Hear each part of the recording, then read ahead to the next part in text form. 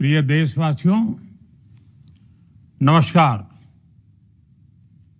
हम सभी ने बीते दिनों में देश का सामर्थ्य और उसका संयम दोनों देखा है। मैं सबसे पहले भारत की पराक्रमी सेनाओं को, सशस्त्र बलों को, हमारी खुफिया एजेंसियों को, हमारे वैज्ञानिकों को, हर भारतवासी की तरफ से सैल्यूट करता हूं। हमारे वीर सैनिकों ने ऑपरेशन सिंदूर के लक्ष्यों की प्राप्ति के लिए असीम शौर्य का प्रदर्शन किया। मैं उनकी वीरता को, उनके साहस को, उनके पराक्रम को आज समर्पित करता हूं हमारे देश की हर माता को, देश की हर बहन को और देश की हर बेटी को ये पराक्रम समर्पित करता हूं। साथियों, 22 अप्रैल को पहलगाम में आतंकवादियों ने जो बर्बरता दिखाई थी, उसने देश और दुनिया को झकझोर दिया था। छुट्टियां मना रहे निर्दोष मासूम नागरिकों को धर्म पूछकर उनके परिवार के सामने, उनके बच्चों के सामने बेरहमी से मार डालना, यह आतंक का बहुत विभत्स चेहरा था, क्रूरता थी। ये देश के सद्भाव को तोड़ने की घिनौनी कोशिश भी थी। मेरे लिए व्यक्तिगत रूप से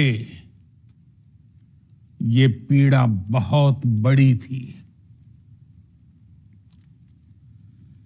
इस आतंकी हमले के बाद सारा राष्ट्र, हर नागरिक, हर समाज, हर वर्ग, हर राजनीतिक दल एक स्वर में आतंक के खिलाफ कड़ी कार्रवाई के लिए उठ खड़ा हुआ। हमने आतंकवादियों को मिट्टी में मिलाने के लिए भारत की सेनाओं को पूरी छूट दे दी और आज हर आतंकी, आतंक का हर संगठन जान चुका है कि हमारी बहनों बेटियों के माथे से सिंदूर हटाने का अंजाम क्या होता है। साथियों, ऑपरेशन सिंदूर ये सिर्फ नाम नहीं है, ये देश के कोटि कोटि लोगों की भावनाओं का प्रतिबिंब है। ऑपरेशन सिंदूर न्याय की अखंड प्रतिज्ञा है।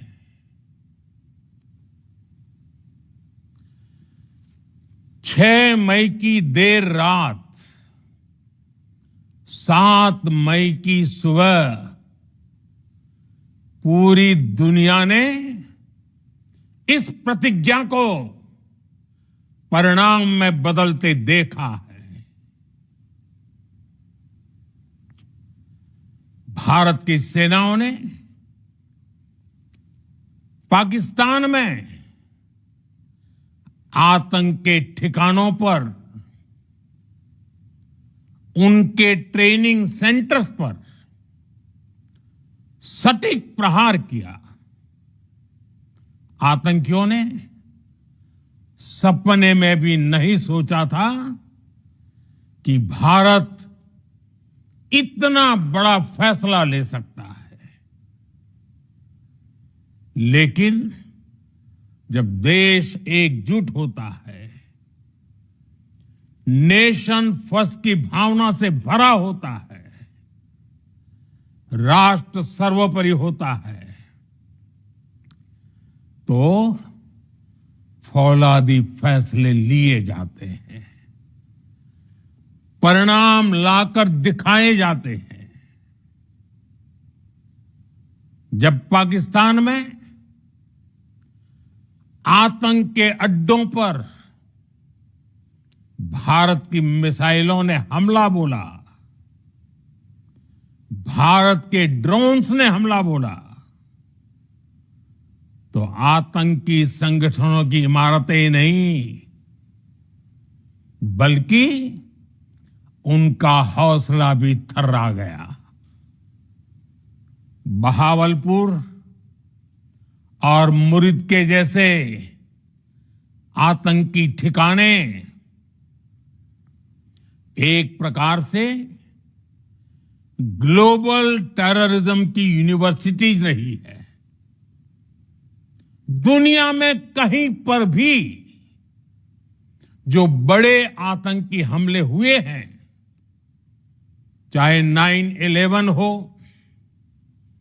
चाहे लंदन ट्यूब बॉम्बिंग हो, या भारत में दशकों से जो बड़े बड़े आतंकी हमले हुए हैं, उन सब के तार कहीं ना कहीं आतंक के इन्हीं ठिकानों से जुड़ते रहे हैं।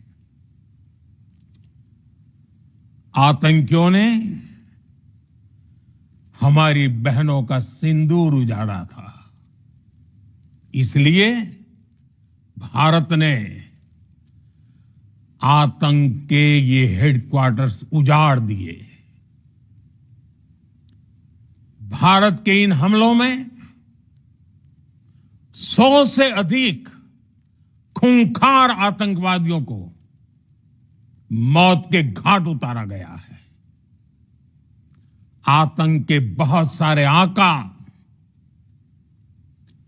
बीते 2.5-3 दशकों से खुलेआम पाकिस्तान में घूम रहे थे, जो भारत के खिलाफ साजिशें करते थे। उन्हें भारत ने एक झटके में खत्म कर दिया। साथियों, भारत की इस कार्रवाई से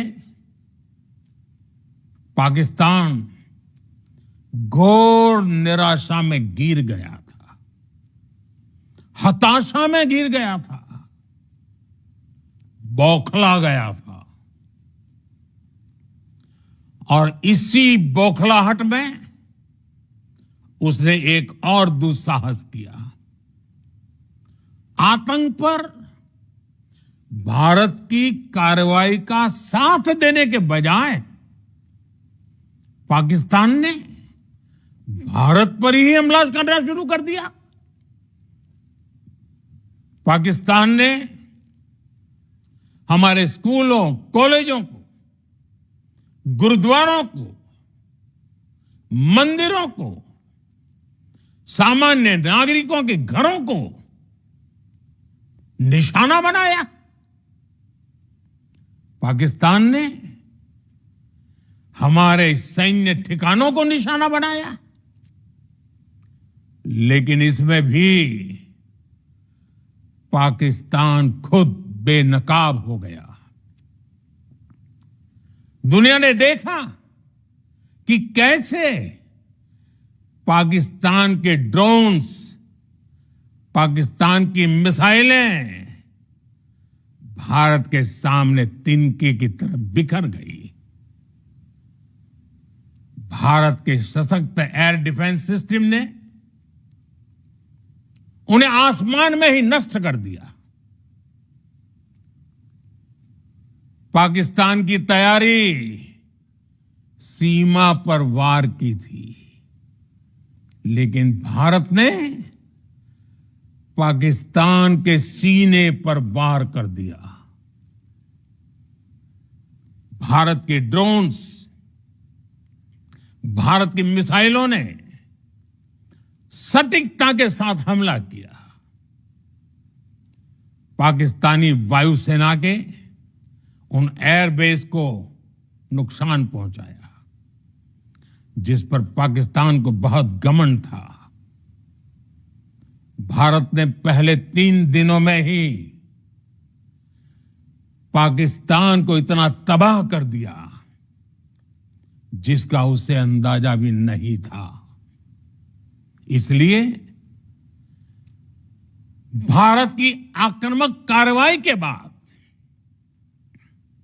पाकिस्तान बचने के रास्ते खोजने लगा। पाकिस्तान दुनिया भर में तनाव कम करने के लिए गुहार लगा रहा था और बुरी तरह पीटने के बाद इसी मजबूरी में 10 मई की दोपहर को पाकिस्तानी सेना ने हमारे डीजीएमओ को संपर्क किया। तब तक हम आतंकवाद के इंफ्रास्ट्रक्चर को बड़े पैमाने पर तबाह कर चुके थे। आतंकियों को मौत के घाट उतार दिया गया था। पाकिस्तान के सीने में बसाए गए आतंक के अड्डों को हमने खंडहर बना दिया था। इसलिए जब पाकिस्तान की तरफ से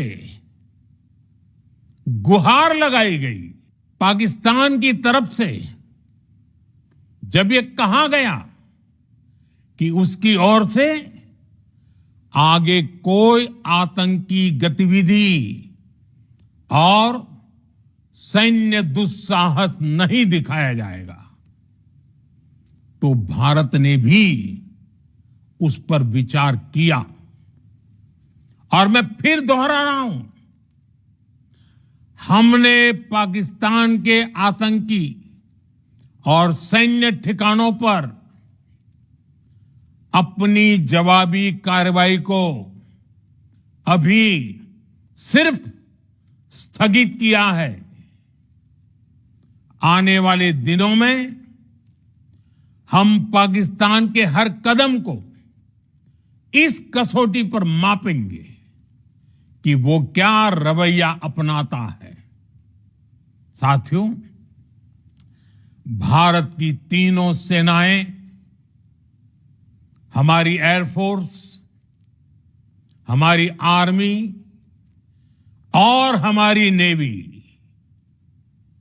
हमारी border security force BSF, Bharat के अर्धसैनिक बल लगातार अलर्ट पर है। सर्जिकल स्ट्राइक और एयर स्ट्राइक के बाद अब ऑपरेशन सिंदूर आतंक के खिलाफ भारत की नीति है। ऑपरेशन सिंदूर ने आतंक के खिलाफ लड़ाई में एक नई लकीर खींच दी है। एक नया पैमाना, न्यू नॉर्मल तय कर दिया है। पहला, भारत पर आतंकी हमला हुआ तो मुंह तोड़ जवाब दिया जाएगा। हम अपने तरीके से, अपनी शर्तों पर जवाब देकर रहेंगे। हर उस जगह जाकर कठोर कार्रवाई करेंगे जहां से आतंक की जड़ें निकलती हैं। दूसरा, कोई भी न्यूक्लियर ब्लैकमेल भारत नहीं सहेगा।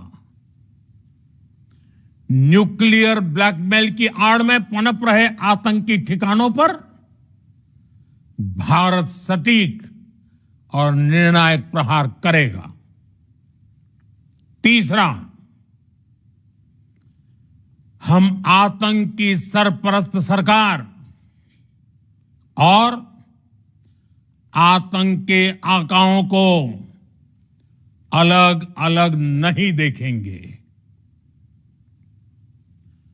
ऑपरेशन सिंदूर के दौरान दुनिया ने पाकिस्तान का वो घिनौना सच फिर देखा है, जब मारे गए आतंकियों को विदाई देने पाकिस्तानी सेना के बड़े बड़े अफसर उमड़ पड़े। स्टेट स्पॉन्सर्ड टेररिज्म का यह बहुत बड़ा सबूत है। हम भारत और अपने नागरिकों को किसी भी खतरे से बचाने के लिए लगातार निर्णायक कदम उठाते रहेंगे। साथियों, युद्ध के मैदान पर हमने हर बार पाकिस्तान को धूल चटाई है और इस बार ऑपरेशन सिंदूर ने नया आयाम जोड़ा है। हमने रेगिस्तानों और पहाड़ों में अपनी क्षमता का शानदार प्रदर्शन किया और साथ ही न्यू एज वॉरफेयर में भी अपनी श्रेष्ठता सिद्ध की। इस ऑपरेशन के दौरान हमारे मेड इन इंडिया हथियारों की प्रामाणिकता सिद्ध हुई। आज दुनिया देख रही है 21वीं सदी के वॉरफेयर में made in India defence equipments, इसका समय आ चुका है। साथियों, हर प्रकार के आतंकवाद के खिलाफ हम सभी का एकजुट रहना, हमारी एकता हमारी सबसे बड़ी शक्ति है। निश्चित तौर पर यह युग युद्ध का नहीं है, लेकिन ये युग आतंकवाद का भी नहीं है। टेररिज्म के खिलाफ जीरो टॉलरेंस, ये एक बेहतर दुनिया की गारंटी है। साथियों, पाकिस्तानी फौज, पाकिस्तान की सरकार जिस तरह आतंकवाद को खाद पानी दे रहे हैं, वो एक दिन पाकिस्तान को ही समाप्त कर देगा। पाकिस्तान को अगर बचना है तो उसे अपने टेरर इंफ्रास्ट्रक्चर का सफाया करना ही होगा। इसके अलावा शांति का कोई रास्ता नहीं है। भारत का मत एकदम स्पष्ट है। टेरर और टॉक एक साथ नहीं हो सकते। टेरर और ट्रेड एक साथ नहीं चल सकते और पानी और खून भी एक साथ नहीं बह सकता। मैं आज विश्व समुदाय को भी कहूंगा, हमारी घोषित नीति रही है अगर पाकिस्तान से बात होगी तो टेररिज्म पर ही होगी। अगर पाकिस्तान से बात होगी तो पाक ऑक्युपाइड कश्मीर पीओके उस पर ही होगी। प्रिय देशवासियों, आज बुद्ध पूर्णिमा है। भगवान बुद्ध ने हमें शांति का रास्ता दिखाया है। शांति का मार्ग भी शक्ति से होकर जाता है। मानवता शांति और समृद्धि की तरफ बढ़े, हर भारतीय शांति से जी सके, विकसित भारत के सपने को पूरा कर सके, इसके लिए भारत का शक्तिशाली होना बहुत जरूरी है। और आवश्यकता पड़ने पर